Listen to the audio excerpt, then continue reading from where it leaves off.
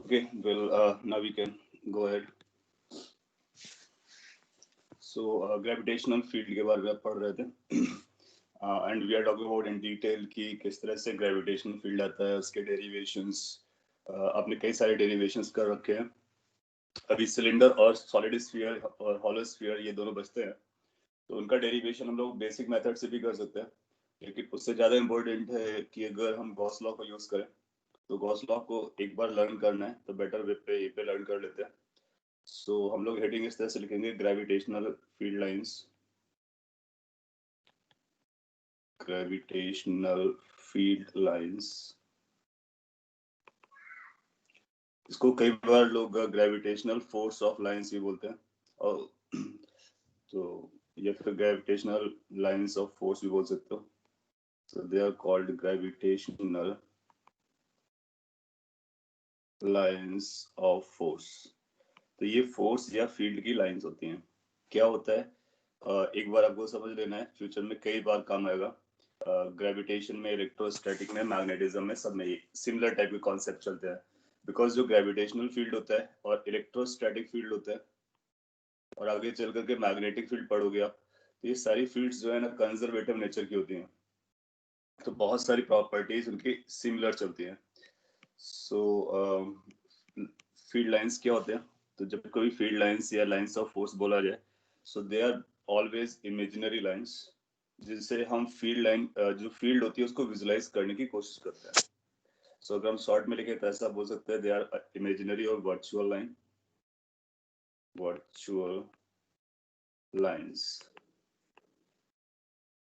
that represent field। यहाँ पर gravitational field को वो रिप्रेजेंट करेंगे इन ए स्पेस। सो किसी स्पेस या किसी रीजन में फील्ड जो एग्जिस्ट कर रहा होता है उसको लाइंस के थ्रू ड्रॉ करना, उसको हम फील्ड लाइंस बोलते हैं। दे आर वर्चुअल बिकॉज कि जब मास रखा होता है तो उसकी जो फील्ड है वो हमको दिखाई नहीं देती है, बट हम वर्चुअली लाइन ड्रॉ कर सकते हैं उसको समझने के लिए। तो उसकी कई सारी प्रॉपर्टीज है, एक एक करके हम समझ लेंगे। पहले मैं आपको एक्सप्लेन कर देता हूँ कि किस तरह से वर्क करता है। लेट्स अपने पास ये मास रखा हुआ है, पॉइंट मास, और आप किसी दूसरे पॉइंट मास को यहाँ पे रखते हो या फिर दूसरा पॉइंट चूज करते हो। यहाँ पे फील्ड कैलकुलेट करना चाहोगे तो इस पॉइंट पर जो फील्ड आती है वो इस डायरेक्शन में आती है। इन केस अगर आप इस पॉइंट यहाँ पर पॉइंट बनाओगे तो field lines toward the mass आती है।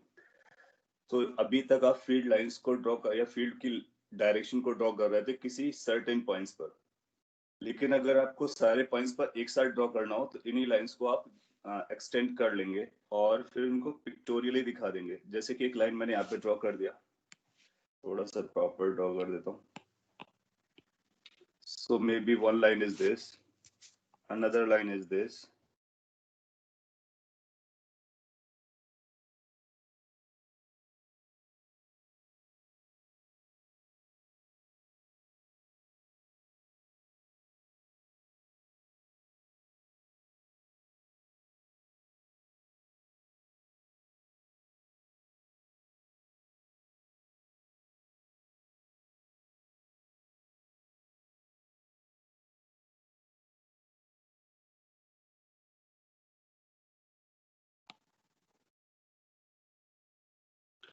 hello, am I audible now?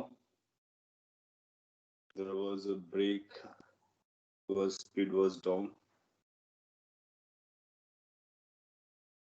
Screen freeze हो गया है।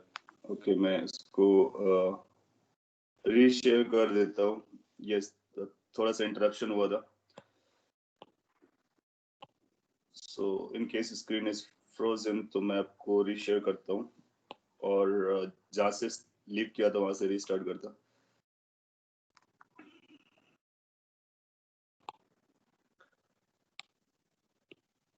Okay, so what I was saying कि अगर एक पॉइंट मास रखा है तो उसकी वजह से किसी भी पॉइंट पर फील्ड की डायरेक्शन हम लोग आइडेंटिफाई कर पाते हैं। और अगर हमको सारे स्पेस पर लाइंस को ड्रॉ करना हो तो हम क्या कर सकते हैं कि इमेजिनरी लाइंस को ड्रॉ कर सकते हैं, वो सभी पॉइंट पर फील्ड हमको बताएंगे। इन्हीं को हम लाइंस ऑफ फोर्स भी बोल सकते हैं, फील्ड लाइंस भी बोलते हैं। आपने बार मैग्नेट में जो देखा एग्जैक्टली वही पॉइंट्स हैं, सिमिलर टाइप के कॉन्सेप्ट हैं। सो इसमें जो एरो बनाएंगे that arrow will be towards the mass, so mass की तरफ हम लोग एरोज बनाते हैं। एंड इसका फायदा क्या होता है, किसी भी पॉइंट पर सपोज कर लीजिए एक पॉइंट यहाँ पर आपने चूज किया पी पॉइंट है, इस पी पॉइंट पर अगर कोई आपसे पूछता है कि what is the direction of field, तो डायरेक्शन कैलकुलेट करने के लिए अगर हमको फील्ड लाइंस नोन है, तो at that point we are going to draw a tangent and making the arrow in the direction of the given arrow, वो अपने को फील्ड के बारे में बता देता है, ग्रेविटेशनल फील्ड की डायरेक्शन दे देगा। तो एक one of the important utility है ग्रेविटेशनल फील्ड लाइंस की। तो अगर फील्ड लाइंस आपको पता हो, draw a tangent in the direction of arrow at that point, you will get the direction of gravitational field at that point. So कुछ important points हैं, properties है, वो मैं इसी के साथ मेंशन कर दे रहा हूँ। तो ये वर्चुअल लाइंस हैं, ये आपने नोट कर लिया होगा। अगला पॉइंट हो सकता है tangent at any point on the field line gives us the direction of gravitational field at that point.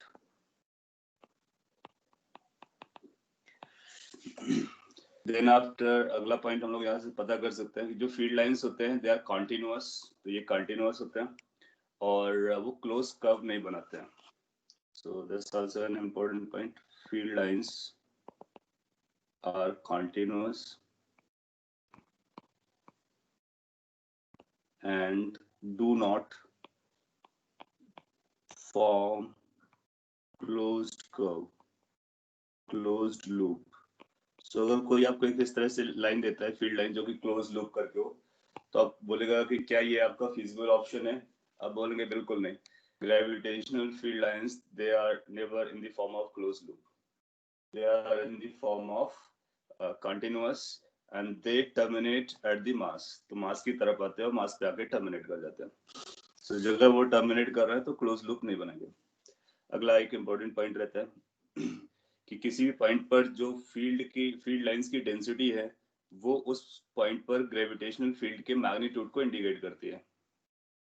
सो हम ऐसा भी लिख सकते हैं magnitude of gravitational field is proportional to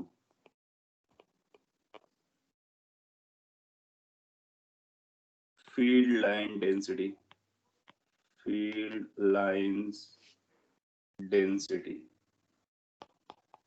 यहाँ पे जो टर्म यूज किया गया है फील्ड लाइन डेंसिटी, इसका मीनिंग क्या हुआ? इसका सिंपल मीनिंग है, इट सेज कि किसी भी स्मॉलर एरिया को आप कंसीडर करें, उस एरिया से कितना फील्ड लाइंस पास करता है, that will be known as field line density. That means number of field per unit area और volume. So that is basically number of lines per unit space, that can be area, that can be volume, that can be anything depending upon the situation. तो मैं यहाँ पे volume word use कर ले रहा हूँ। That is field line density. Meaning बहुत simple है। Meaning is this कि जहाँ पर number of field lines ज्यादा होंगी वहां पर आप पाओगे कि field की magnitude ज्यादा आएगा। और कैसे पता करेंगे कि ज्यादा फील्ड लाइंस है? तो एक वॉल्यूम या एक एरिया आप कंसीडर कीजिए और उस पर देखिए कि डेंसिटी ज्यादा है या कम है। तो these 3-4 points are very very important और ये फील्ड लाइंस के लिए ट्रू होते हैं। अब इसका हम लोग यूज करेंगे आगे चल के। आपने कुछ लिखा है, मैं वो पढ़ लेता हूँ। So for point masses the field lines are not electrical like bar magnet. No, for point masses they are like a straight line. It appears like they are coming from infinite and terminating to that point mass.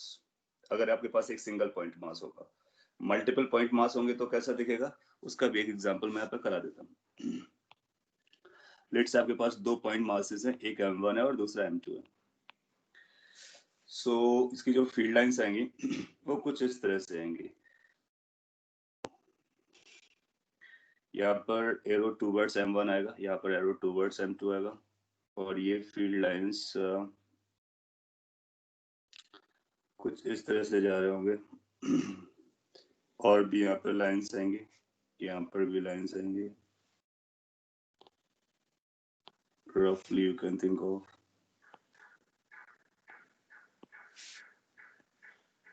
थोड़ी सी disturb होना start हो जाएंगी दूसरे का जब influence आएगा, so you will find कि ये यहाँ से ऐसा आने स्टार्ट हो जाएगा। इसके लिए मैं सिंपल लाइंस बनाता, it will be like this.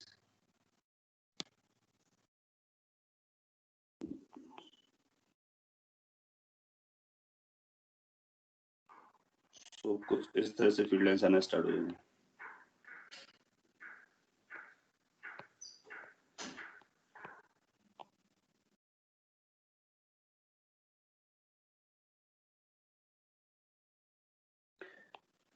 अगर मल्टीपल होंगे तो आप इस तरह से इनको ड्रॉ कर सकते हो 2 पॉइंट मासेस के लिए।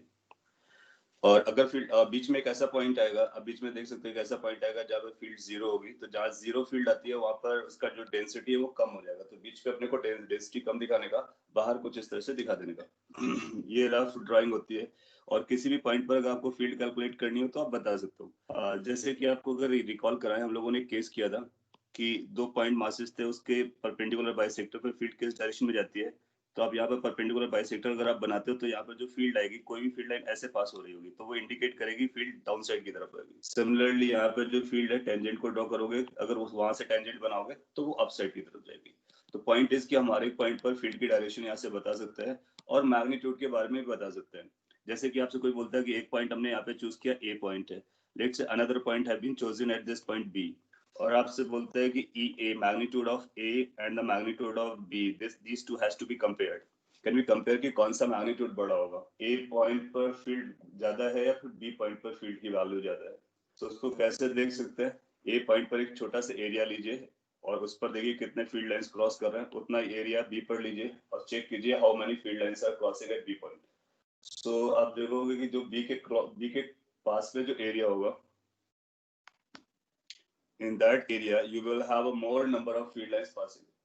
Since more field lines are passing through the B, so आप बोलोगे कि B का जो मैग्नीट्यूड है it is more as compared to the magnitude of E. So यहाँ पर सारे पॉइंट्स वैलिड हो रहे हैं कि वो टूवर्ड्स द मासेस होते हैं और टेंजेंट ड्रॉ करके हम वो उसकी फील्ड की डायरेक्शन निकाल लेते हैं, मैग्नीट्यूड को डेंसिटी से कंपेयर करके बता देते हैं। एक और इम्पोर्टेंट पॉइंट होता है, वो उसको भी मैं यहाँ पे ऐड कर देता हूँ। फील्ड लाइंस एक दूसरे को इंटरसेक्ट नहीं करते हैं, they never intersect each other.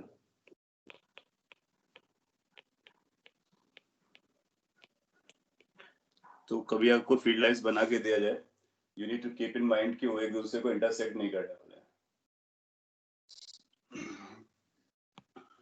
तो यहाँ पर भी कोई फील्ड लाइन एक दूसरे को इंटरसेक्ट नहीं करते हुए दिखाया गया। ओके, इसके बाद जो अपने लिए इंपॉर्टेंट पॉइंट आता है वो ग्रेविटेशनल फ्लक्स है। ग्रेविटेशनल फ्लक्स जनरली इसको हम लोग फाई से इंडिकेट करेंगे।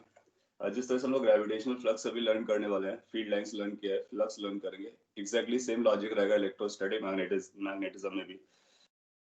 क्या होता है मैं इसको शॉर्ट में बता देता हूँ। अभी तक आपको ये समझ में आया कि फील्ड लाइंस वर्चुअली और इमेजिनरी लाइंस होती है जो स्पेस में एग्जिस्ट कर रही होती है, वो किसी मास के प्रेजेंस को बता रही होती है।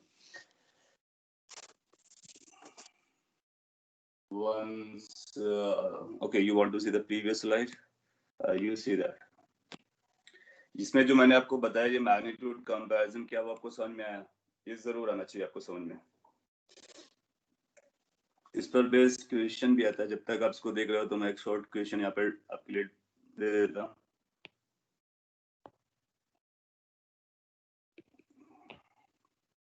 एग्जाम्पल और क्वेश्चन। सपोज कर लीजिए वो आपको ऐसा बोलता है कि आपके पास एक m1 मास है और एक ये m2 मास है और कुछ फील्ड लाइंस वो दिखाता है, जैसे कि लेट्स से एक फील्ड लाइन ये है और एक ये फील्ड लाइन है मे बी, एक ये फील्ड लाइन है मे बी।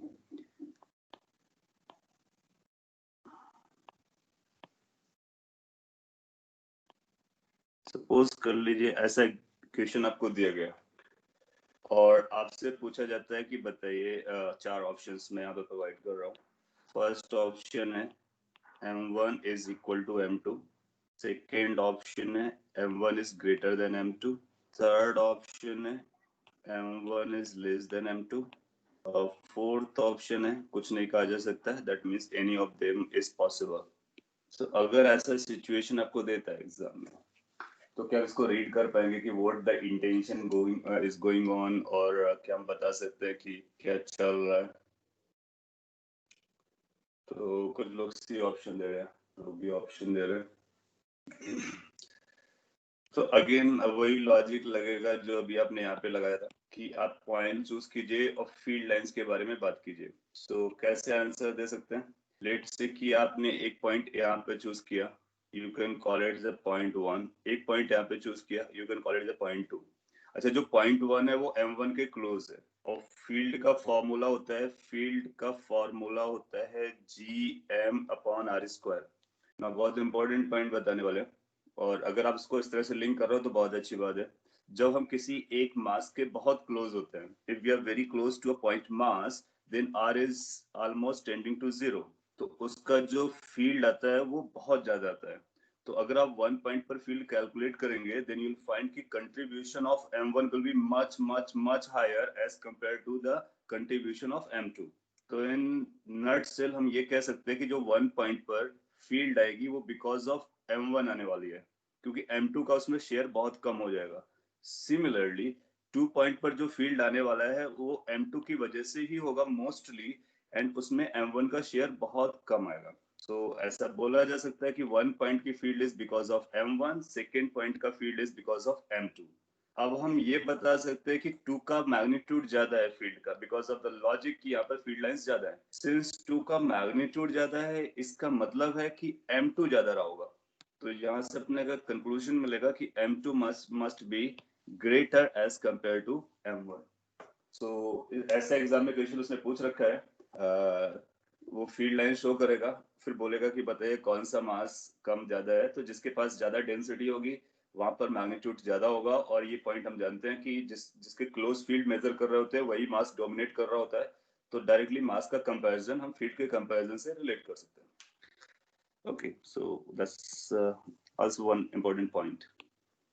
आगे बढ़ते हैं, ग्रेविटेशनल फ्लक्स पढ़ाते हैं। फील्ड लाइंस अगर आप इमेजिन कर पाते हो मास डिस्ट्रीब्यूशन को देख करके, तो फिर हम ये भी इमेजिन कर सकते हैं कि किसी सरफेस से कितने वो फील्ड लाइंस क्रॉस कर रहे हैं। तो पहले मैं इसकी डेफिनेशन लिख देता हूँ शॉर्ट में। Gravitational flux is the measure of, और ऐसा लिख सकते हैं, it is the measure of amount of field lines passing through a given area or surface. Surface is going to be a good word.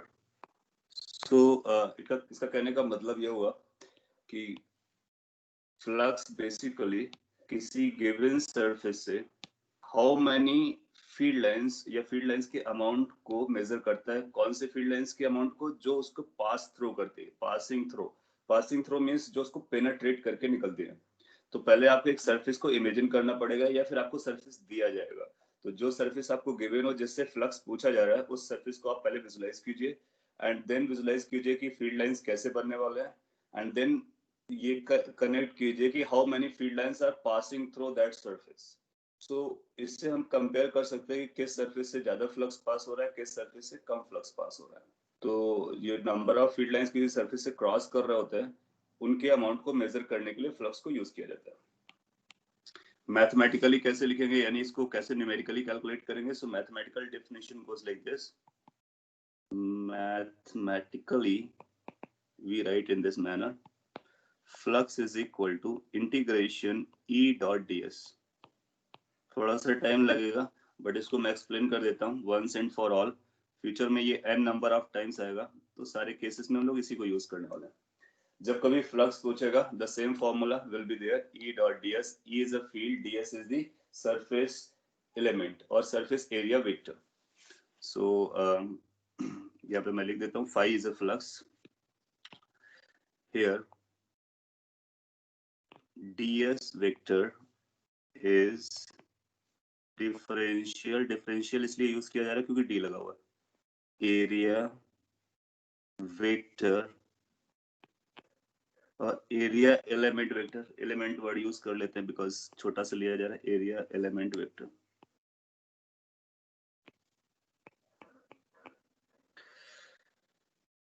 और ये किस ये ds की वैल्यू होगी। और what is E?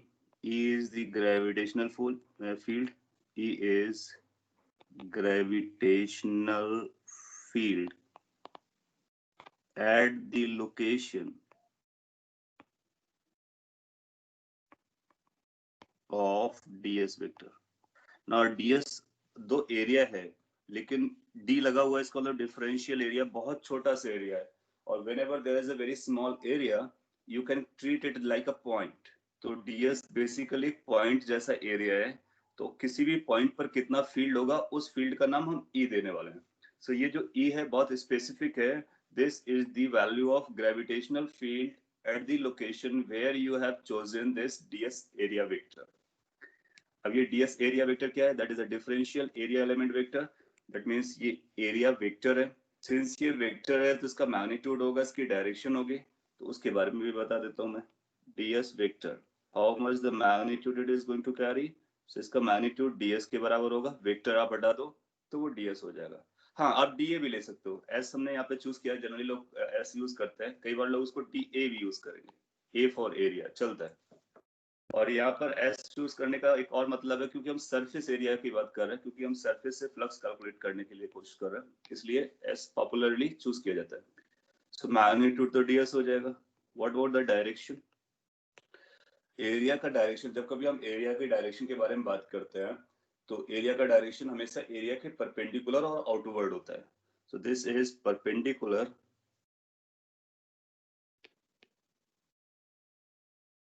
To area. कौन से area? जो आपने ds लिया हुआ है। And outward. So whenever or wherever we are choosing any area ds vector, तो उसका मैग्नीट्यूड तो ds के बराबर हो जाएगा। और सपोज कर लीजिए आपने इस तरह से एक छोटा सा एरिया चूज किया जिसकी ये विड्थ dx है और ये विड्थ dy है। सो इसके लिए हम ds कितना लिखने वाले हैं? इसके लिए हम ds लिखेंगे ds is equal to dx dy। Length and width जो भी अपने पास आइडिया होता है। और डायरेक्शन क्या लिखेंगे? स्क्रीन के परपेंडिकुलर और आउटवर्ड डायरेक्शन में। तो परपेंडिकुलर और आउटवर्ड को हम लिखते हैं। अच्छा, कई बार ऐसा भी होगा कि आउटवर्ड डिसाइड करना आपके लिए थोड़ा सा एम्बिगुअस हो जाएगा। आप इस तरफ होगे तो ये आउटवर्ड दिखेगा, उस तरफ जाओगे तो वो आउटवर्ड दिखेगा। उस केस में आप कोई भी एक चूज कर लीजिए, फिर बाद में उसका इंटरप्रिटेशन कर लेते हैं। लेकिन जब हमारा सरफेस कर्व्ड होगा तो फिर ये क्लियर होगा कि कौन सा आउटवर्ड है कौन सा इनवर्ड है। सो कर्व सरफेस में हम इजिली बता पाएंगे कौन आउटवर्ड गोइंग है कौन इनवर्ड गोइंग है। फ्लैट सरफेस पे दोनों ट्रीट किए जा सकते हैं, वो depending upon from where you are watching. So ये मैग्नीट्यूड और डायरेक्शन हो गया, फील्ड हो गया। This is how the flux is being calculated. हम लोग एक दो एग्जांपल से इसको पहले यूज कर लेते हैं, फिर इसका एप्लीकेशन बताते हैं। And it has a very important application in entire physics. So जैसे कि मैं आपको एग्जांपल देता, सिंपल एग्जांपल इसको मैथमेटिकल यूज करने के लिए। लेट्स से कि एक 3 डायमेंशनल पिक्चर बनाता हूँ और कोऑर्डिनेट सिस्टम कह लीजिए। पहले कोऑर्डिनेट सिस्टम ड्रॉ कर देता। ये अपने पास कोऑर्डिनेट सिस्टम है and let's say this is x, this is y, this is z। And let's say कि आपको कोई बोलता है कि ग्रेविटेशनल फील्ड आपको ऑलरेडी पता है। So let E is equal to E naught I cap. या फिर ऐसे पिक्चर से दिखा सकते हैं कि E इस डायरेक्शन में है। और जो हम बराबर इस तरह से लाइंस दिखाते हैं तो बेसिकली हम लोग फील्ड लाइंस के बारे में बात कर रहे होते हैं। ये फील्ड लाइंस है, ये फील्ड लाइंस पैरेलल है और इक्वली स्पेस्ड है। इसका मतलब ये यूनिफॉर्म फील्ड है। दैट मींस हर लोकेशन पर सेम है ई नॉट की वैल्यू। उसको इक्वेशन वाइज हम ऐसे भी दिखा सकते हैं, E is equal to E naught into I cap. Picture में कई बार ऐसा दिखाएंगे, अगर ऐसा पिक्चर दिखा दिया गया तो फिर आपको ये लिखने की जरूरत नहीं है। Still we can think of कि क्या चल रहा है। आपसे पूछेगा find flux through number A following surfaces. Surface 1 अब मैं को सरफेस ड्रॉ कर रहा हूँ और आपको बताना है उसे कितना फ्लक्स पास करने वाला है। और सरफेस ड्रॉ करने के लिए let me opt a different colour, may be like this. I'm opting a square kind of surface, and this square surface is in the y-x plane or xy plane. This is our first surface number 1, and इसके जो dimensions हैं वो dimensions कुछ ऐसे दिए जाएंगे, ये origin है, ये a है, और ये let's say a comma a है, और ये 0 comma a हो जाएगा, स्क्वायर है। तो इसको हम दोनों तरह से समझेंगे, एक मैथमेटिकली और दूसरा जो इमेजिनेशन है उसके फॉर्म में। अगर दोनों फॉर्म में आप समझ पाओगे तो कई बार हमारे लिए आंसर देना बहुत आसान होगा। वी जस्ट इमेजिन कि क्या चल रहा है और वी कैन आंसर इट। आप लोगों ने 0 आंसर दिया है, that's correct, and we can find it out कि कैसे वो 0 आता है। तो आप बोलोगे कि जो फ्लक्स है, flux through first surface is going to be E dot ds। अब आप किसी पॉइंट पर एक डिफरेंशियल एरिया लीजिए, तो इस सरफेस पे कहीं छोटा सा डिफरेंशियल एरिया लेंगे, ये ds हो जाएगा। इसकी जो डायरेक्शन है वो आउटवर्ड आएगी, यानी एक्स वाई प्लेन के परपेंडिकुलर होगा। तो हम ये बोल सकते हैं कि जो ds वेक्टर है वो ds मैग्नीट्यूड के साथ k कैप डायरेक्शन में चल रहा होगा। ये आपको समझ में आना चाहिए। और E के बारे में आपको ऑलरेडी पता है। Now you go ahead and use vectors and then differentiation, this integration, dot product, सारा कुछ करने के बाद अपना आंसर दे देंगे, E not I cap dot D S K cap. Ultimately ये बनेगा E not is a constant, you can take it outside, और ये I cap dot K cap D S आ जाएगा। हालांकि मैं बहुत ज्यादा लिख रहा हूँ, आपको समझ में आ गया होगा। आई कैप डॉट के कैप की जो वैल्यू होती है वो 0 होती है। तो हम बोलेंगे कि इस सरफेस से, the surface that we have chosen, there is no flux is going to pass through. इसका मतलब क्या हुआ? इसका मतलब यह हुआ कि इस सरफेस से कोई भी फील्ड लाइंस पेनिट्रेट या क्रॉस करके नहीं गुजर रही होगी। बट अगर आप इसको इमेजिन करें तो जो फील्ड लाइंस हैं, इमेजिनरी लाइंस, वो एक्स एक्सिस के पैरेलल जा रहे हैं। तो फील्ड लाइंस इस तरह से जाएंगे। आप देखोगे इस सरफेस को क्रॉस नहीं कर रहे होंगे, इस सरफेस के टेंजेंशियली निकल जा रहे होंगे, आइदर दिस साइड और दैट साइड, और टच इन करते हुए, लेकिन इसको कट करके पेनिट्रेट करके नहीं जा रहा है। इसलिए फ्लक्स कितना है? 0 है। तो फ्लक्स क्या है? फ्लक्स उन लाइंस के अमाउंट को मेजर करता है जो गिवन सरफेस को कट करके आप पास थ्रू करता है। तो इस केस में आपका आंसर 0 हो जाएगा। और अभी हम दूसरा आपको पॉइंट देते हैं। इसका यूनिट इन डायमेंशन हम वहां से निकाल सकते हैं। ई अपने पास पता होता है, ds अपने को पास पता होता है, तो ई और ds को मल्टीप्लाई कर देंगे। ds is area and E is a Newton पर केजी। सो न्यूटन पर केजी इंटू मीटर स्क्वायर, आप इसका आंसर कर सकते हो। और किस तरह की क्वांटिटी है, स्केलर या वेक्टर, वो भी आप बता सकते हो। इसमें हम डॉट प्रोडक्ट कर रहे हैं, डॉट प्रोडक्ट करने के बाद ये स्केलर बनता है, सो इसे scalar quantity, and its dimension is going to be some sort of like a Newton meter square per kg. Surface number 2. So आपको कोई भी सरफेस दे सकता है। मैं सिंपल सरफेस ही पिक कर रहा हूँ। सपोज कर लीजिए अभी नेक्स्ट सरफेस मैं वो पिक कर रहा हूँ, ये फिर से एक स्क्वायर टाइप का सरफेस ले रहा हूँ, लेकिन इस बार ये है, और इसका भी डायमेंशन ये है, ए है। So we have another square which is now in YZ plane, and we need to find out how much the flux now is going to pass through.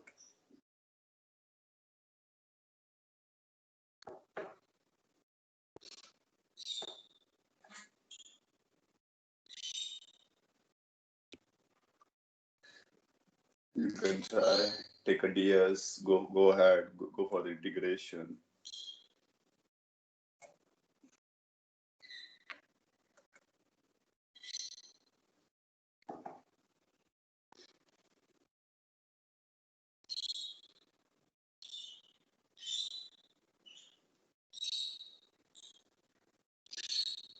I'm hopeful that you are able to imagine कि किस surface की हम लोग बात कर रहे हैं. The surface is in YZ plane and it's a square.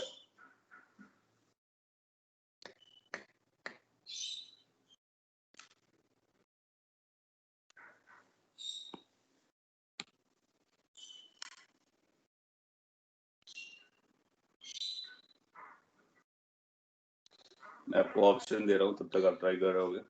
I want कि अगर आप आंसर निकाल पाए तो बेस्ट है, otherwise I am going to explain. पहला ऑप्शन आपको 0 दिया जा रहा है. दूसरा ऑप्शन आपको ई नॉट ए स्क्वायर दिया जा रहा है. Next is 2 times e naught a square. Next is e naught into a.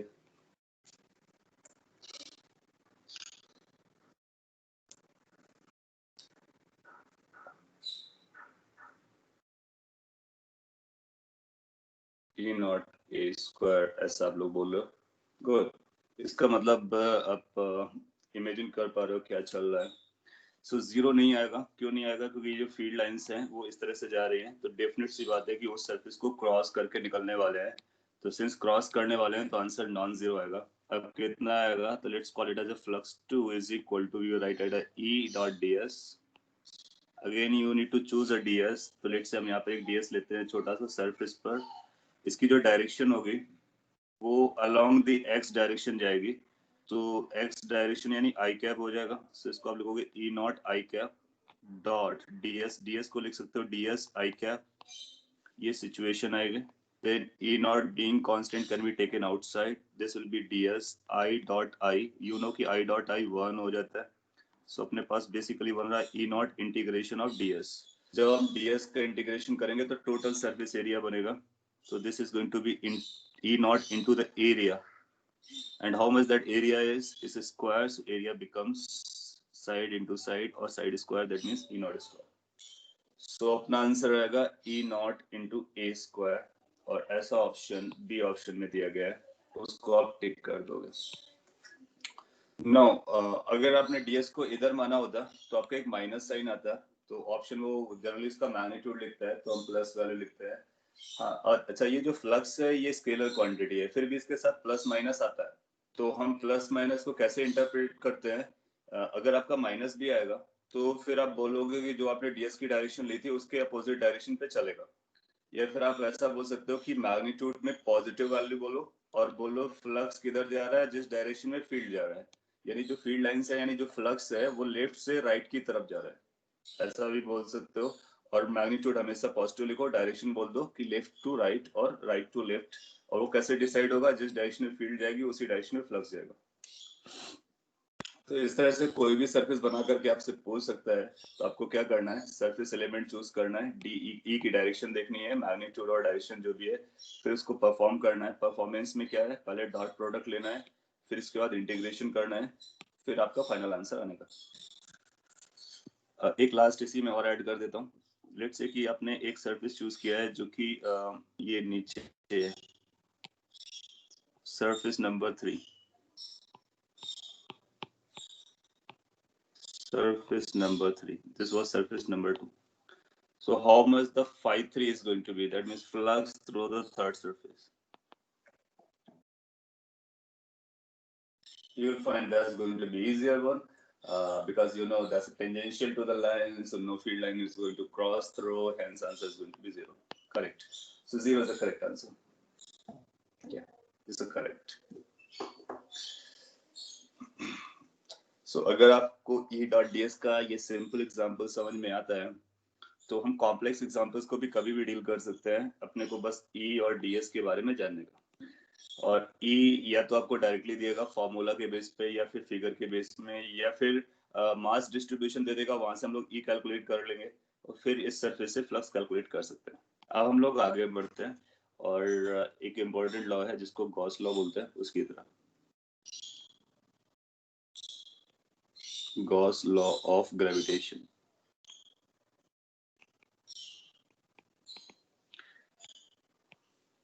हालांकि सच आपको ये यूज करने को नहीं मिलता है ग्रेविटेशन में. इलेक्ट्रोस्टैटिक में बहुत यूज होता है, बट स्टिल इसके एप्लीकेशन है, इससे हमारे काफी प्रूफ्स इजी भी हो जाएंगे.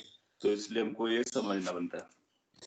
इसका कहने का मतलब ये होता है, दिस सिंपली सेज कि अगर हम फ्लक्स कैलकुलेट करते हैं किसी सरफेस से, तो कैसे कैलकुलेट करते हैं वो तो भी हमने लर्न कर लिया. लेकिन अगर जो हमारा सरफेस है, if that surface is closed, तो फिर ये डायरेक्ट उसका आंसर देता है. और मैं पहले मैथमेटिकली लिख देता हूँ, फिर इसके बाद आगे चलेंगे। तो अगर हमने फ्लक्स निकाला किसी क्लोज सरफेस से, तो उसको लिखेंगे ई डॉट डी एस, और ये फ्लक्स है क्लोज सरफेस से, तो इसको हम क्लोज्ड सरफेस लिख देते हैं, क्लोज्ड सरफेस। अभी मैं आपको बता दूंगा क्लोज सरफेस क्या है। वैसे आप खुद इमेजिन कर सकते हैं कि क्लोज सरफेस क्या होता है। एक ऐसा सरफेस जो क्लोज्ड होता है, as simple as anything. Anyway, उसको और डिटेल में बता दूंगा। जब कभी क्लोज सरफेस की बात किया जाए तो इंटीग्रेशन में हम यहाँ पर एक रिंग लगा देते हैं। सो जब कभी इंटीग्रेशन में एक रिंग लगाओ तो इसको हम बोलते हैं दैट इज डेफिनेट इंटीग्रेशन। अगर ये रिंग नहीं लगा था इनिशियली जैसा आपको दिखाया गया, सो दैट इज इनडेफिनेट इंटीग्रेशन, आपने लिमिट प्लेस नहीं की है। और अगर क्लोज्ड होता है तो लिमिट के लिए फिर हम यहाँ से ए से बी तक या जीरो से ए नहीं लगाते हैं, क्योंकि वो क्लोज्ड है तो उसके लिए क्लोज रिंग लगाते हैं। So that's called closed integration.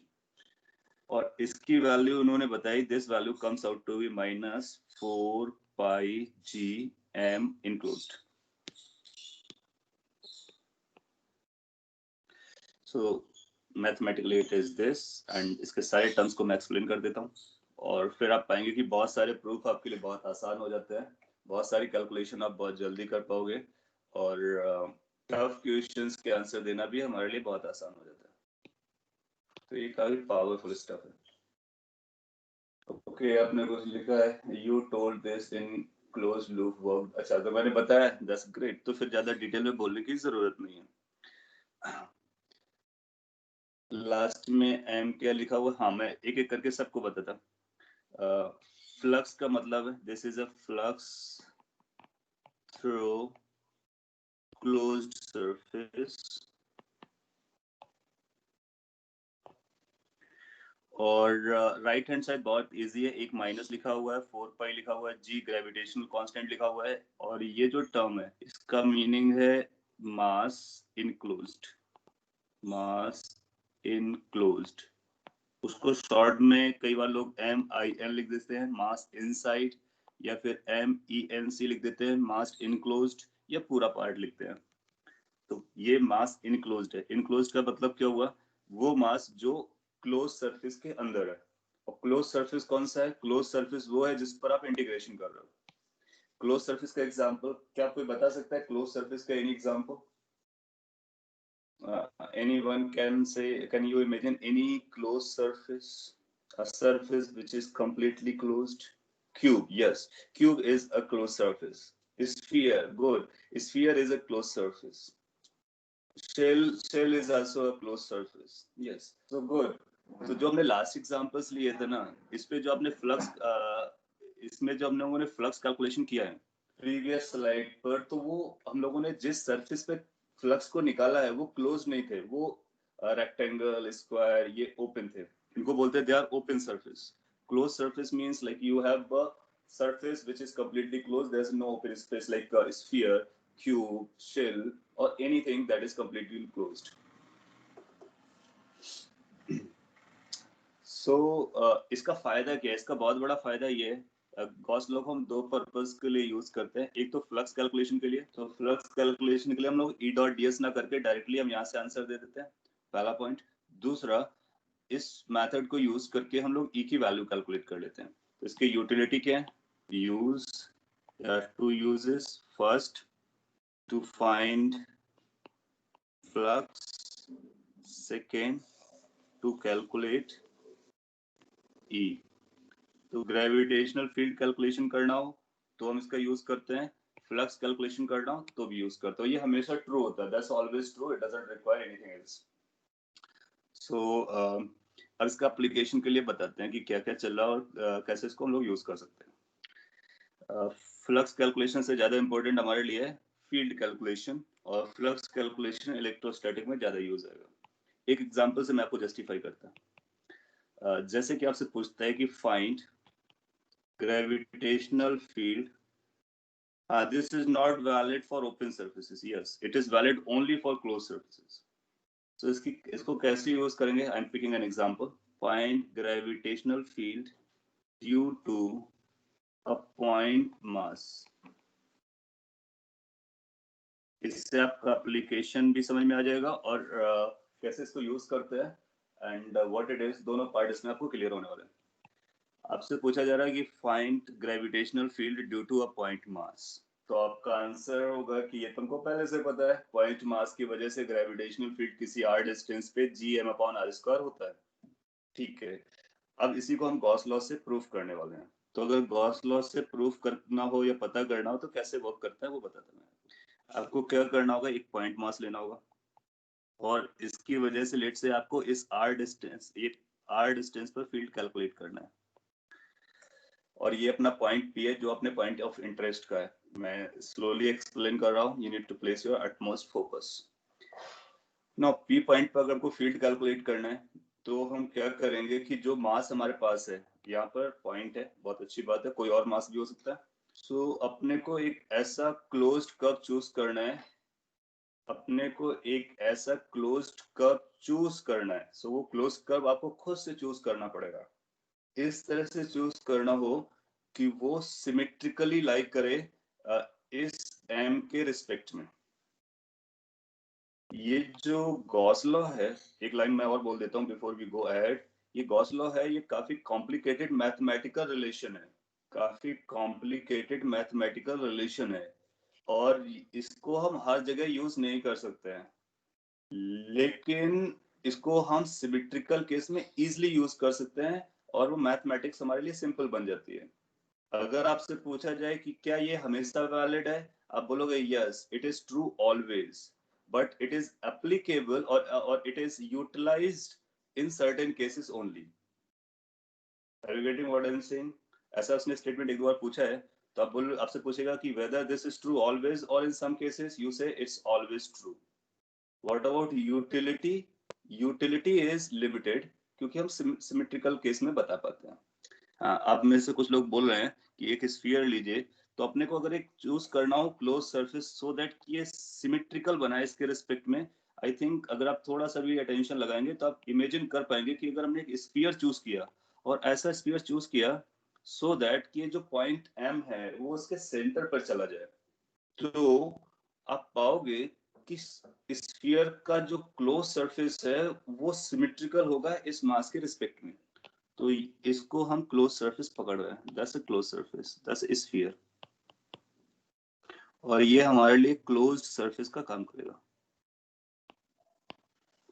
Okay, अगर ये क्लोज सरफेस का हमारे लिए काम करेगा, इसको कई बार हम गॉसियन सरफेस भी बोलते हैं, तो ऐसे क्लोज सरफेस को गॉसियन सरफेस नाम से जाना जाता है। So Gaussian surface is a close surface on which you are going to apply the Gauss law. और ये आपकी चॉइस होती है, आपको इमेजिन करना पड़ता है, जो कि आप इजीली इमेजिन कर सकते हो। तो जिस पॉइंट P पर आपको कैलकुलेट करना था, उस P पॉइंट से पास होने वाला एक ऐसा सरफेस जो कि क्लोज्ड हो और सिमेट्रिकल हो, वो आपको चूज करना होता है। अगर कोई और आप इमेजिन करेंगे तो आप पाएंगे कि आपके पास इश्यू बन जाएगा। जैसे अगर आपने स्फीयर के अलावा लेट्स से कि अगर आपने क्यूब लिया होता तो क्यूब सिमेट्रिकल नहीं रहता, वो कुछ एस्पेक्ट में सिमेट्रिकल है लेकिन हर एक पॉइंट की डिस्टेंस बराबर नहीं होती। यहाँ पर हर एक पॉइंट की डिस्टेंस बराबर आएगी और भी बहुत सारे पॉइंट्स हैं, ये 3 डायमेंशन सिमेट्री लेके चलता है। तो ये आपने पहला चूज करना है। देन आफ्टर फिर आप बोलोगे गॉस लॉ लगा करके हम फील्ड निकालना चाहते हैं, integration E.ds, this is going to be equal to -4 pi gm enclosed। Right hand side के लिए हमको ये पता करना होता है m enclosed। So what is m enclosed? M enclosed is the mass which is inside the Gaussian surface. Mass inside the Gaussian surface or closed surface. So जब कभी कोई आप Gaussian surface चूज करें, कर लिया है, आगे यूज करना चाहें इस गॉस लॉ को, तो राइट हैंड साइड में m enclosed में आपको केवल वही मास यूज करना है which is inside। अगर कोई mass let say m dash बाहर होता तो हम उसको काउंट नहीं करेंगे। So outside masses are not counted, only inside masses are counted. और टोटल लिखना होता है, यहाँ पर कितना है m enclosed, तो आपको इजीली पता चल जाएगा कि m enclosed की वैल्यू m है। बेसिकली हम लोग ये प्रूफ करने वाले हैं कि हमारा आंसर E की वैल्यू gm/r² आता है या नहीं। फिर इसको हम बड़े केसेस पे, अननोन केसेस पे भी अप्लाई कर लेंगे।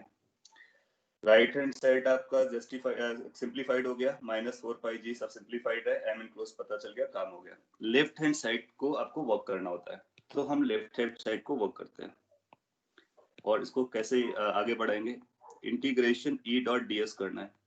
जब हम E.ds करते हैं, यानी अभी जो फ्लक्स वाली कैलकुलेशन की थी उसी का फिर से यूज आ रहा है, तो सबसे पहले आपको एक ds लेना पड़ेगा। ds कहाँ पर लेंगे, उसी सरफेस पे लेंगे। तो सरफेस पे कहीं पर भी आप एक ds ले लो, लेट्स से कि ये छोटा सा एक ds मैंने यहाँ पे लिया है, ये 3 डायमेंशनल है क्योंकि स्फीयर है, तो आपको ध्यान देना होगा। ये ds हो गया, इसकी डायरेक्शन किधर जाएगी, सरफेस के perpendicular outward. So when we draw the surface perpendicular and outward, तो आप जानते हो कि सरफेस का परपेंडिकुलर स्फीयर केस में रेडियल, आउटवर्ड का मतलब ये डायरेक्शन हुआ। You will be able to understand कि ds will be perpendicular and outward। एक ही पॉइंट को आप समझते रहिए, क्या ds की डायरेक्शन आपको जमता है? अगर जमता है तो आगे बढ़ते हैं। फिर e पॉइंट पर आते हैं। e क्या होगा? e आपको उसी पॉइंट पर कैलकुलेट करना जहां पर आपने ds चूज किया है। हम जानते हैं कि ये पॉइंट मास है, फील्ड लाइन सबको पता है, तो इतना अपने इमेजिनेशन में है कि इस पॉइंट पर जो भी फील्ड आएगी वो टूवर्ड्स मास आएगी और स्ट्रेट लाइन में रेडियली इनवर्ड होगी। That is the direction of e। So ds पकड़ गया, e पकड़ में आ गया, दोनों एक पॉइंट पर अपने को पकड़ में आता है। लेकिन हमको ये एक पॉइंट पर ही नहीं बल्कि पूरे इंटायर स्फीयर पे वॉच करना है, क्योंकि हमको पूरा इंटीग्रेशन करना है। तो पहले हम पॉइंट पर लिखेंगे, फिर उसको सिंप्लीफाई करेंगे। आगे बढ़ते हैं, ये आएगा इंटीग्रेशन e। अच्छा, e और ds के बीच का एंगल क्लियर हो गया, 180 डिग्री है, तो ये बनेगा e ds cos 180 डिग्री। एक बात अपने आप से यहाँ पर पूछना होगा आपको कि ये जो 180 डिग्री का एंगल चल रहा है, क्या वो इसी पॉइंट पर जस्टिफाइड है या पूरे स्फीयर पे जस्टिफाइड है? This 180 degree is valid only at the point we have chosen the ds or at all the points on the Gaussian surface? Can you answer that?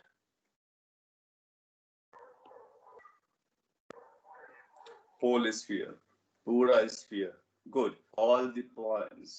So that's what your imagination is. अगर आप ये vision कर पा रहे हो कि ये सभी पॉइंट्स पे वैलिड है, तभी हम इसको आगे बढ़ाएंगे। It has to be at all the points. Great. So इसका मतलब ये सिंस सभी पॉइंट पर है तो इसको कैरी किया जा सकता है। तो ये कांस्टेंट हो गया आपका cos 180 is -1, तो ये बनेगा minus integration e dot ds और e ds।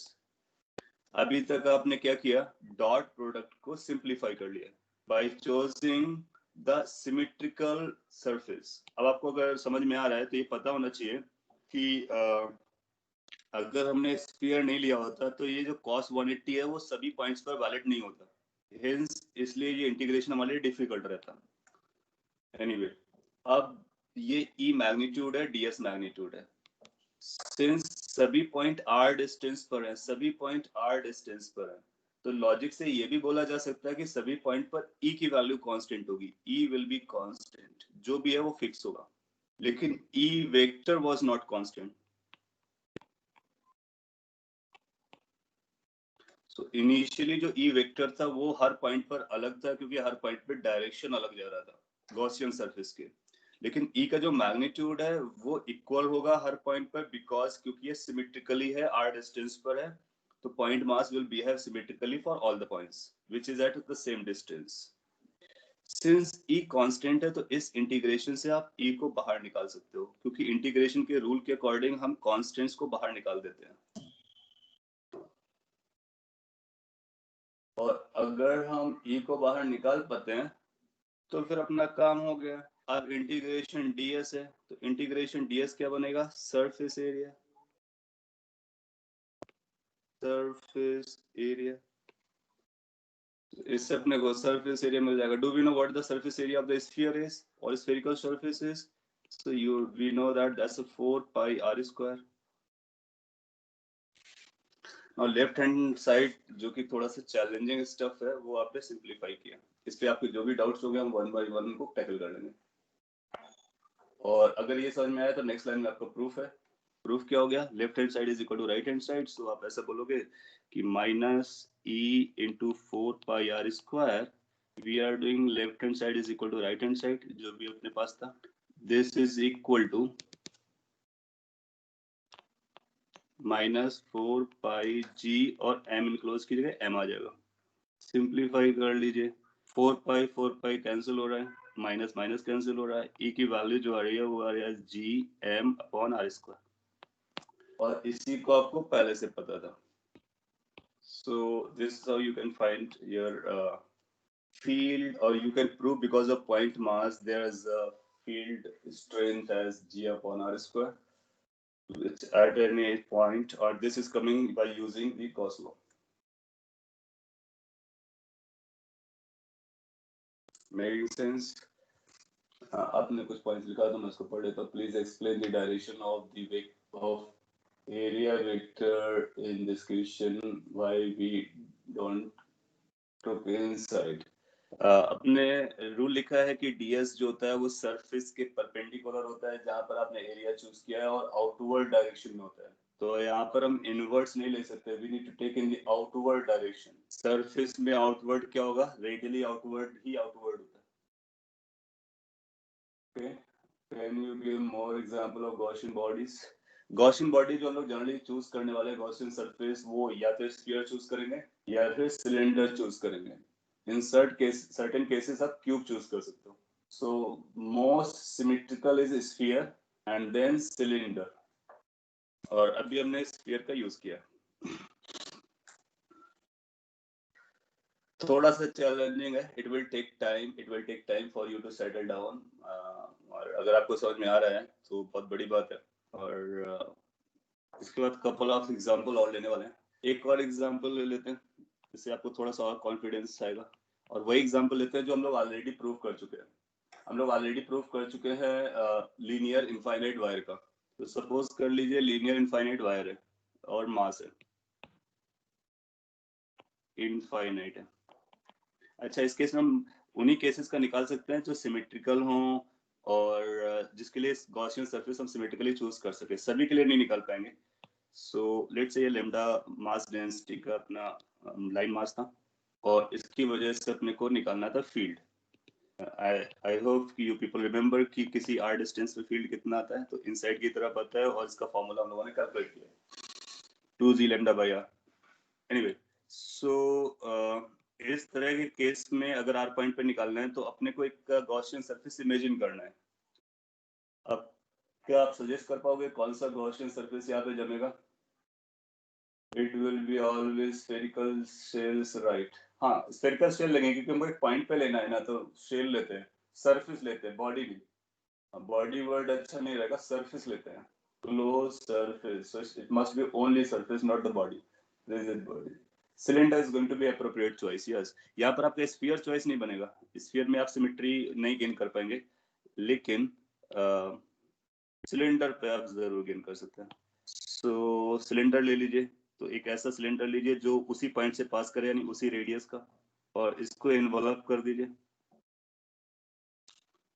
ठीक है. कितना लेंथ लेते हैं वो मैटर नहीं करेगा क्योंकि ये इनफाइनाइट है तो सबको सिमेट्रिकल चल रहा होगा. एंड देन मैं एक्सप्लेन करता हूँ कैसे वैलिड होगा, कैसे ये रूल लग रहा होगा.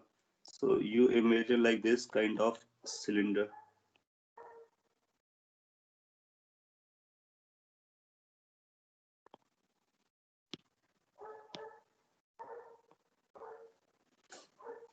सिमेट्रिकली लेना होगा, ऑफ कोर्स सिमेट्रिकली लेना होगा. और लेट्स से कि जो आपने चूज किया उसकी लेंथ एल है. आपको बस फोकस इस बात पे रखना है कि how we are applying this Gauss law and whether we can use that mathematics involved. And if you can do so, job is done. अगर इसको आपको क्लोज्ड लेना है, दिस इज लेम्डा, इसका मतलब ये लीनियर मास है. लीनियर मास और शीट होगा तो फिर उसके लिए हम दूसरा केस देखेंगे, उसको भी आप प्रूव कर सकते हो.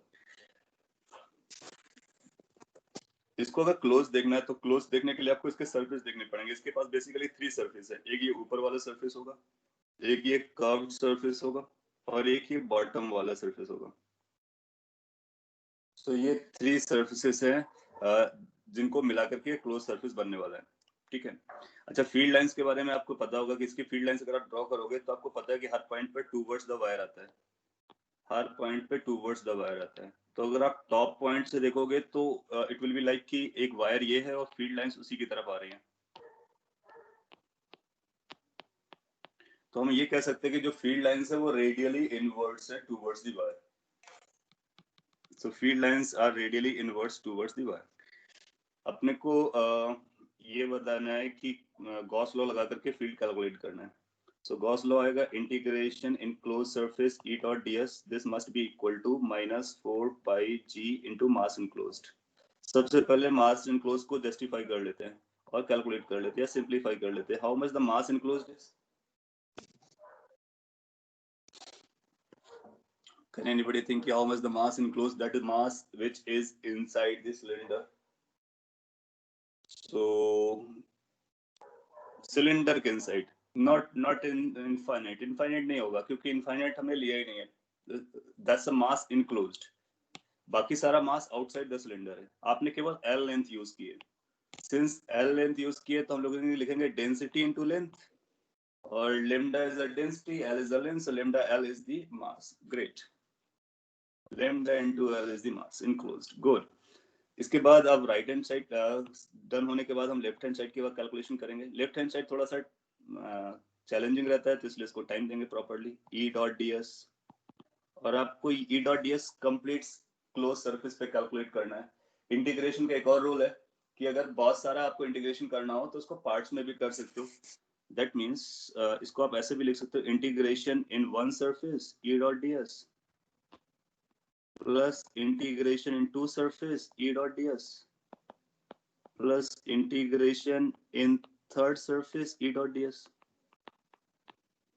इसको कैसे जस्टिफाई कर सकते हो? मैथमेटिकली और कॉन्सेप्चुअली भी कर सकते हो, because this is a flux through this is a flux that is through all the surfaces. तो फ्लक्स अगर सभी सरफेस का आपको निकालना हो तो वन बाय करके भी निकाल सकते हो, सबको ऐड कर सकते हो.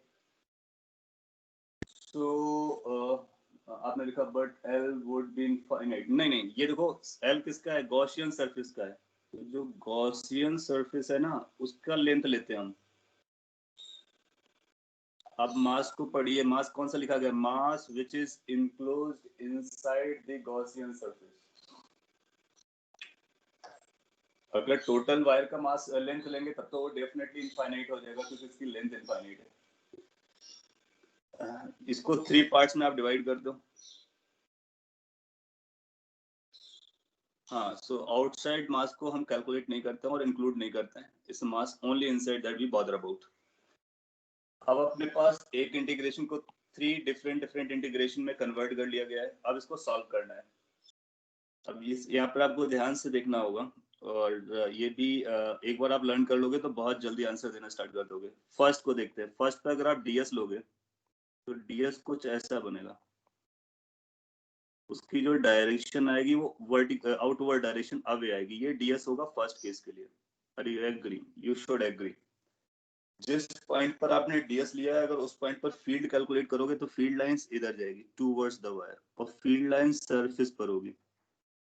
Can you think of E और ds के बीच का एंगल कितना चल रहा है? और ये जो एंगल चल रहा है क्या उसके कंप्लीट वन सरफेस पे चलने वाला है? तो अगर आप इमेजिन कर पाओगे तो जो फील्ड लाइंस होंगी वो कट नहीं करेंगी, या फिर जो एंगल है वो 90 रहने वाला है, 90 डिग्री रहने वाला है. E will be on the circular surface, ds will be perpendicular to the surface. So that's 90 degree. Because of that 90 degree, you will find this term will become 0. Dot product will vanish. Great. Similarly, क्या आप समझ पाओगे कि third integration भी 0 हो जाएगा? Third integration इसलिए 0 हो जाएगा because if you take a छोटा सा element here, outward direction will be downwards, and if you look at the ds, that's going to be downward. Look at E at that point, that will be towards the wire, so they will also be at 90 degree and the third. Great. So दो integration आपको 0 होगा. तो basically first surface से कोई flux pass नहीं करेगा, कोई field line cut नहीं करेगी. थर्ड सरफेस से कोई फील्ड लाइन कट नहीं करेगी क्योंकि इसकी जो भी फील्ड लाइन है वो टूवर्ड्स दी वायर है. तो सिंस वो टूवर्ड्स दी वायर है तो वो सरफेस के टेंजेंशियली जाएंगे, इंटरसेक्ट नहीं करेंगे. बट आप पाओगे कर्व सरफेस को जरूर करेंगे. तो सेकंड को करेंगे. तो सेकंड का कितना वैल्यू है उसको हम लोग कैलकुलेट करेंगे. Hi, that's a hollow cylinder. It's a hollow cylinder. It's only the surface we are talking about.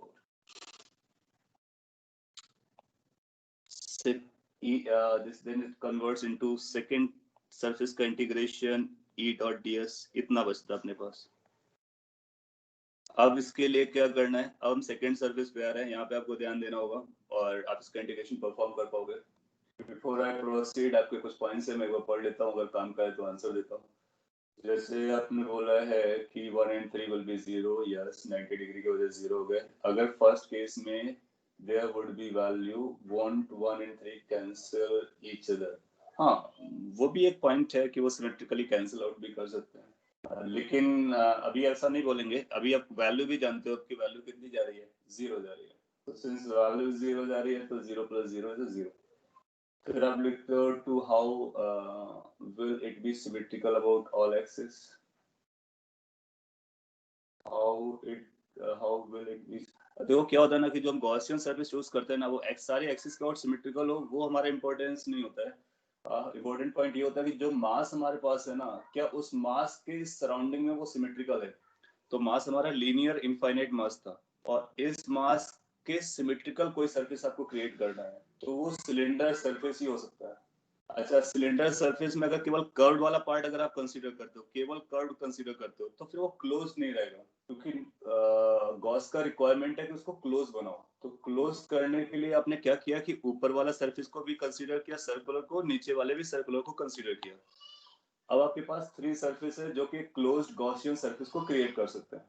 तो ऊपर का और बॉटम का जो हमने सरफेस लिया circular, it was the demand for Gauss to apply this formula. And और जो कर्वेज सर्कुलर जो जो इसका जो कर्व पार्ट है, वो वायर के रिस्पेक्ट में सिमेट्रिकल है, मास के रिस्पेक्ट में सिमेट्रिकल है। तो जो मास होता है ना, उस मास के रिस्पेक्ट में हमको सिमेट्रिसिटी सर्च करनी होती है। अपने पास ऑप्शन जनरली यही यूज होंगे, या तो स्फीयर या सिलेंडर, वो आप इजीली चूज कर सकते हो। एंड इसके बाद उसका परफॉर्मेंस देखिए कि ये वैल्यू कितनी जाने वाली, क्या हमको वही आंसर देगी जो हम ऑलरेडी जानते हैं। तो अब हम सेकेंड सरफेस पर आएंगे, एक छोटा सा डिफरेंशियल एलिमेंट लेते हैं। I am not Audible. Is there an issue in sound? Seems not to be. Am I audible to someone or for none?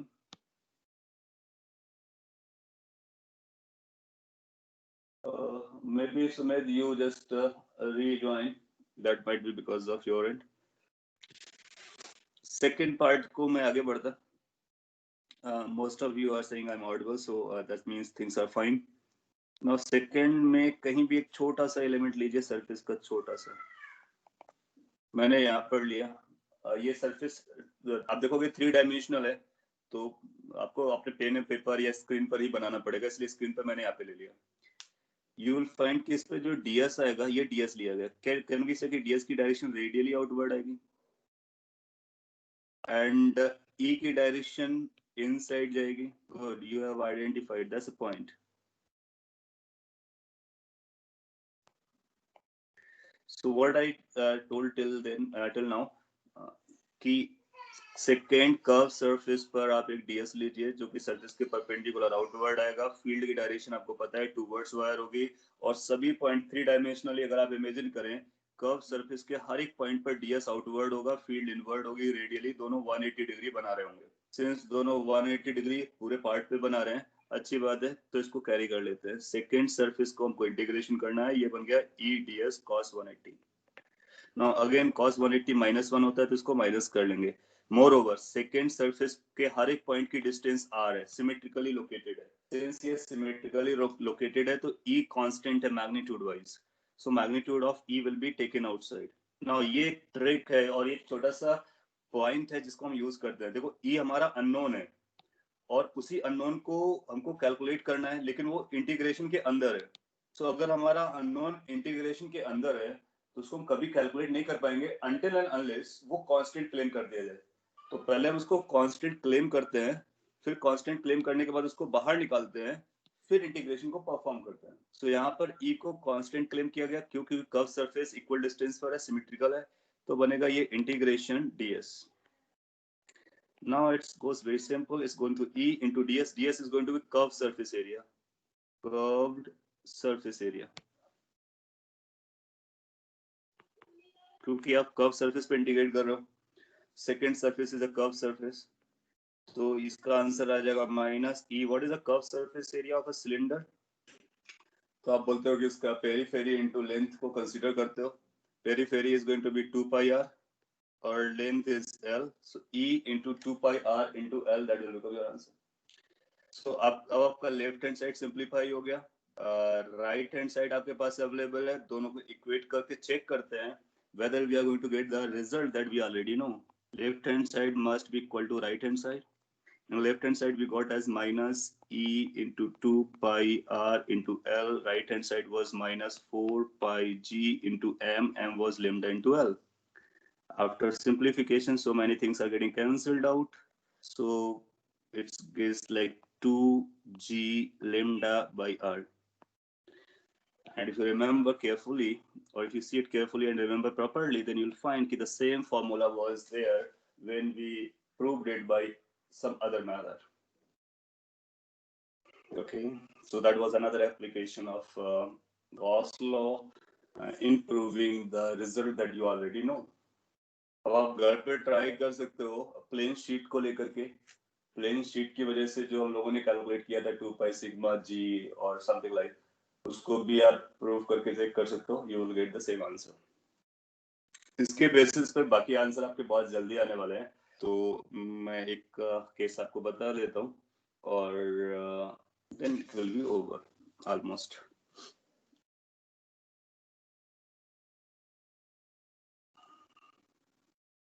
इस पे कोई डाउट रह गया हो तो आप पूछ लीजिए. आपको जो प्रूफ करना है वो प्लेन शीट जो मैंने लार्ज शीट बनाया था उसकी वजह से फील्ड आप प्रूफ कर सकते हो. उसके लिए भी आप सिलेंडर यूज करोगे तो काम हो जाएगा. Surface are only of surface being considered. Yes, they are only surface, not the inside body, because plane sheet के लिए गॉसियन सरफेस क्यूबॉइड रहेगा. आप क्यूबॉइड ले सकते हो, सिलेंडर ले सकते हो, दोनों चलेंगे. तो आप ट्राई कीजिए क्यूबॉइड और सिलेंडर लेकर के, दोनों से आप आंसर निकाल सकते हो. क्यूबॉइड ले लोगे चलेगा, सिलेंडर ले लोगे तो भी चलेगा. नेक्स्ट मैं एक और अगला फॉर्मूला प्रूफ कर देता हूं आपके लिए. Field due to uniform spherical shell.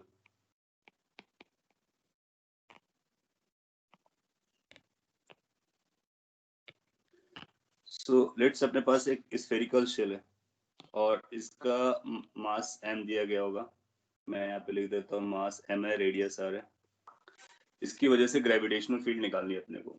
तो ग्रेविटेशनल फील्ड दो जगह निकालनी होंगी, एक तो इनसाइड, दूसरा आउटसाइड. इनसाइड क्या आएगा? तो इनसाइड के लिए पहले सॉल्व करते हैं.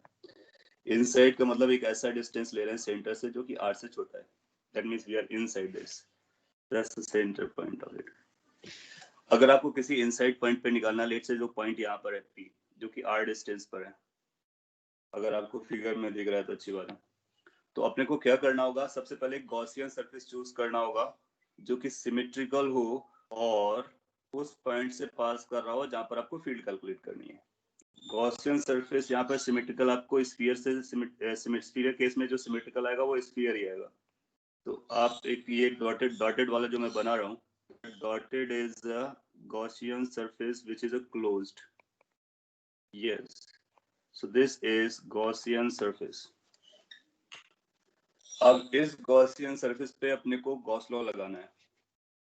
सो गॉस लॉ बोलेगा कि integration E dot D S is equal to minus 4 pi G M enclosed. Left hand side का calculation most of the case में सिमिलर जाता है, यहाँ पर भी वही जाएगा. आप एक छोटा सा डीएस लोगे कहीं भी अभी तो बाहर की तरफ जाएगा. ई या तो बाहर होगा या अंदर होगा, तो या तो 0 एंगल बनाएगा या 180 बनाएगा. तो ये क्लियर हो गया कि E और DS के बीच में कुछ cos थीटा आने वाला है. और थीटा की वैल्यू अगर आपको क्लियर नहीं है तो थीटा आइदर 0 होगा और 180 होगा. इतना तो क्लियर आपको हो जाएगा. Is equal to minus 4 pi G m enclosed. How much the mass is that is enclosed within this Gaussian surface in this case? ये spherical shell है और इसका total mass m है.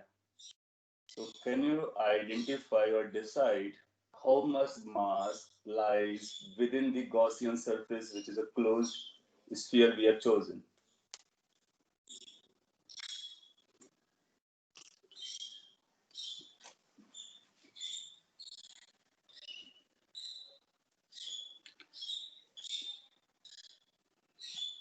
Good. So that's a 0. So right hand side आपका 0 हो गया. अब आगे बढ़ते हैं. लेफ्ट हैंड साइड में जो भी आएगा E इंटू ds आ जाएगा, ds का मतलब 4πr² हो जाएगा, राइट हैंड साइड 0 हो जाएगा। 4πr² कभी 0 हो नहीं सकता है क्योंकि r बदल रहा है, 0 से लेकर कैपिटल R तक है, तो r की अलग अलग वैल्यूज है।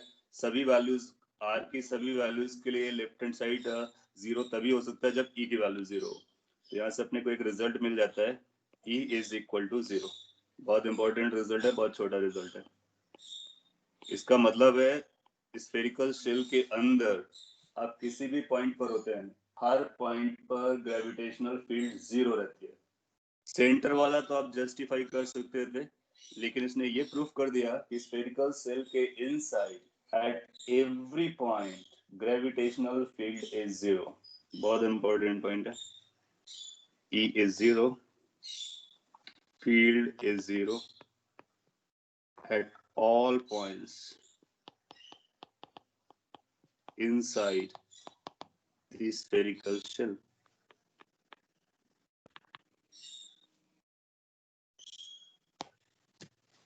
कई बार एग्जाम में पूछा जाता है कि कितना फील्ड है इनसाइड वाले पॉइंट्स पर, आप बोलोगे 0। तो जब तक स्मॉल r कैपिटल R से छोटा रहता है इसकी वैल्यू 0 रहती है। प्रूफ करने के लिए Gauss law is very effective. आप अगर कोई और मेथड यूज करते हैं, छोटा सा एलिमेंट लेते हैं, उसकी वजह से निकालते हैं, 3 डायमेंशनल इंटीग्रेशन करते हैं, आप पाएंगे it will take lot more efforts time to prove it, और Gauss law will let you know immediately. आपका 1 मिनट 1 या 2 मिनट और लगेगा। आउटसाइड भी हम लोग बता सकते हैं, और फिर बाकी सारा आप घर पे भी प्रूव कर सकते हो। प्लीज री एक्सप्लेन व्हाट। ओके, मैं री एक्सप्लेन कर देता हूँ। दो चीजें यहाँ पर हैं, एक तो ये गॉस लॉ जिसको यूज करके ये फील्ड निकाला गया, फिर एक दूसरा है रिजल्ट। गॉस लॉ कैसे वर्क किया, ये गॉस लॉ था। आपने लेफ्ट हैंड साइड को सिंप्लीफाई किया, लेफ्ट हैंड साइड में जो सिमेट्री है तो ई की जो डायरेक्शन होगी वो भी रेडियल होगी, तो मैंने 0 और 180 पकड़ लिया है। इनक्लोज्ड मास कितना था, 0 था, क्योंकि सारा का सारा मास सरफेस पे लाई कर रहा है। गॉसियन सरफेस अंदर है, तो उसके अंदर कितना मास होगा, कोई मास नहीं होगा, तो राइट हैंड साइड 0 हो गया।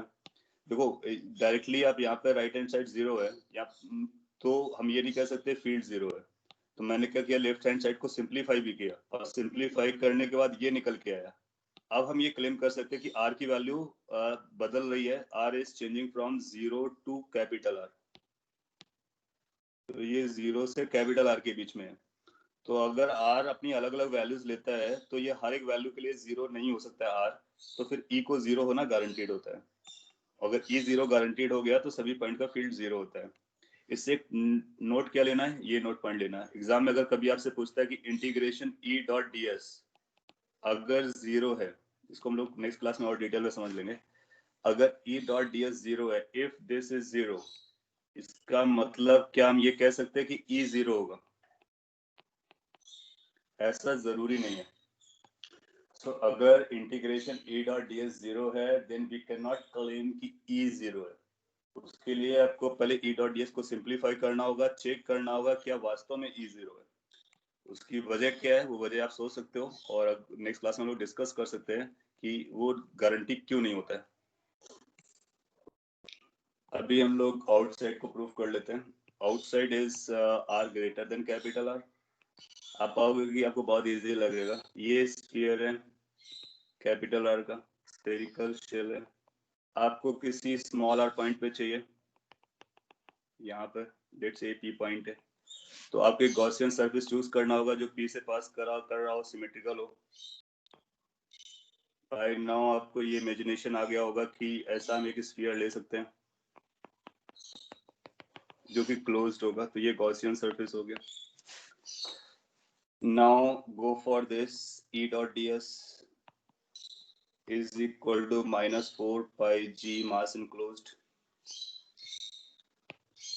E dot ds spherical case में हमेशा वही आएगा जो हम लोगों ने एक बार निकाला है। आप छोटा सा एक एलिमेंट लीजिए, ds बाहर जाएगा, फील्ड अंदर जाएगी, सो ये बन जाएगा -e इंटू ds, और इंटू ds को आप चाहो तो लिख सकते हो 4πr²। माइनस क्यों लगा है, cos 180 आएगा। आप देख लीजिए, मैं थोड़ा सा फास्ट हो गया हूँ। और m इंक्लोज कितना आएगा, जो मास इंक्लोज होगा वो कैपिटल M होगा। सो फिर माइनस से माइनस कैंसिल आउट हो जाएगा। ई ds का इंटीग्रेशन गॉसियन सरफेस पे है माइंडेड, तो इसका जो सरफेस एरिया होगा वो 4 पाई स्मॉल r स्क्वायर आएगा, छोटा वाला r, क्योंकि वो गॉसियन सरफेस से रिलेटेड है, स्फीयर से नहीं। और माइनस माइनस कैंसिल होने के बाद ये 4 पाई g और टोटल है हमारा 4 पाई कैंसिल हो गया, तो e की वैल्यू आ जा रही है gm upon r square. Again एक बहुत इंपॉर्टेंट रिजल्ट, आउटसाइड जो फील्ड होती है ना वो पॉइंट मास जैसा होता है, तो स्फेरिकल सेल के आउटसाइड जो फील्ड होगा that is going to be exactly same as the point mass located at the centre, और inside field is zero. So both results are quite important, please make note of them. और कैसे proof किया है वो आपको समझ में आ गया है, तो आप सॉलिड स्फीयर का डेफिनेटली प्रूफ कर सकते हो। तो आपके लिए एक होमवर्क है, prove the gravitational field inside and outside of a solid sphere which is uniform. और नेक्स्ट क्लास में हम लोग उसके बारे में चर्चा करेंगे, एंड देन फील्ड का पार्ट खत्म हो जाएगा, फिर पोटेंशियल एनर्जी, आगे की स्टोरी बहुत फास्ट हो जाएगी, और इस पर हम लोगों ने काफी टाइम दिया है because of some purpose. Okay, so that's all. आपने कुछ लिखा है, मैं पढ़ लेता हूँ। But if the angle is not 90 then this is true. Angle is not 90, हाँ, तो यहाँ पर एंगल देखना होता है, वो 80 था, 180 था या 0 था। 90 होता है तो फिर डॉट प्रोडक्ट 0 हो जाता है। परपेंडिकुलर, अच्छा उस केस की बात कर रहे थे।